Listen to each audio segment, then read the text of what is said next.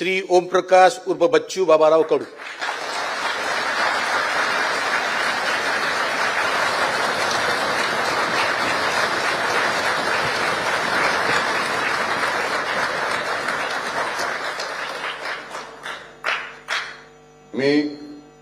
मी ओमप्रकाश उर्फ बच्चू बाबाराव कडू विधान परिषदेचा सदस्य म्हणून निवडून आलो असल्याने गांभीर्यपूर्वक प्रतिज्ञा करतो की कायद्याद्वारे स्थापित झाले आहे अशा भारतीय संविधानाबद्दल मी खरी श्रद्धा निष्ठा बाळगीन, भारताचे सार्वभौमता एकात्मता उन्नत राखीन आणि आता जे कर्तव्य मी हाती घेणार आहे ते निष्ठेपूर्वक पार पाडीन।